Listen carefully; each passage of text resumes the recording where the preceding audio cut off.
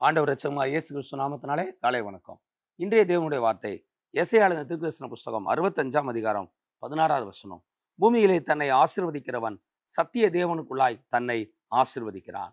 தேவனுடைய பிள்ளைகளே, ஆண்டவர் சொல்கிறாரு, பூமியிலே தன்னை ஆசீர்வதிக்கிறவன் சத்திய தேவனுக்குள்ளாய் தன்னை ஆசீர்வதிக்கிறான்.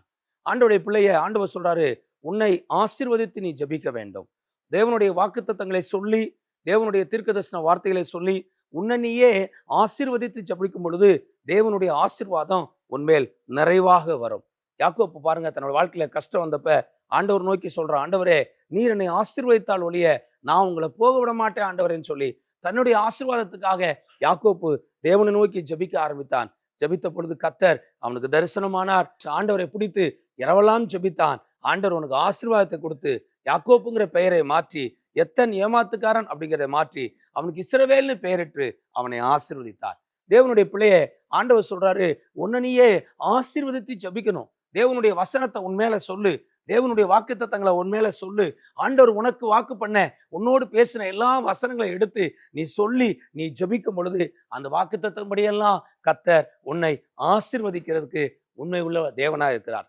யாபேசி சொல்றான், ஆண்டவரே என் தாய் என்னை துக்கத்தோட பெற்றான்னு சொல்லி துக்கத்தின் மேல துக்கம் எனக்கு வராதபடிக்கு, தீங்கு என்னை அணுகாதபடிக்கு என்னை ஆசீர்வதிச்சு என் எல்லையை பெரிதாக்குங்க ஆண்டவரேன்னு சொல்லி தேவன் தன்னை ஆசீர்வதிக்கும்படியாய் ஜெபம் பண்ணினான். வசனம் சொல்லுகிறது, யாபேசின் ஜெபத்தை கர்த்தர் கேட்டு அவனை ஆசீர்வதித்து அவன் எல்லைகளை தேவன் பெரிதாக்கினார். தேவனுடைய பிள்ளைய ஆண்டவர் சொல்றாரு, தேவனே நீர் என்னை ஆசீர்வதித்து என்னை பெருக பண்ணும் ஆண்டவர்னு சொல்லி நாம் ஜெபிக்கும் பொழுது கர்த்தர் நம்முடைய ஜெபத்தை கேட்டு ஆசீர்வதிக்கிறதுக்கு அவர் உண்மையுள்ள தேவனா இருக்கிறார். தேவனுடைய வாக்குத்தத்தங்களை, தீர்க்க தரிசனங்களை, ஆண்டவர் உங்களோடு சொல்லிய நல்வார்த்தைகளை எல்லாம் தேவனிடத்துல சொல்லி நீங்கள் ஜெபித்து உங்களை நீங்களே என்னை ஆசீர்வதிங்க ஆண்டவரேன்னு சொல்லி ஆசீர்வதித்து ஜெபம் பண்ணுங்கள். கர்த்தர் உங்களை ஆசீர்வதித்து பெருக பண்ணுவார். இந்த நாளிலே தேவனுடைய வாக்குத்தத்தங்கள், தேவனுடைய தரிசனங்கள், தேவனுடைய தீர்க்க தரிசன வார்த்தைகள், தேவன் சொல்லிய எல்லா நல் வார்த்தைகளை தேவன் உங்கள் மேலே நிறைவேற்றுவார். இந்த நாள் கர்த்தர் உங்களை ஆசீர்வதிக்கிற நாள். God bless you.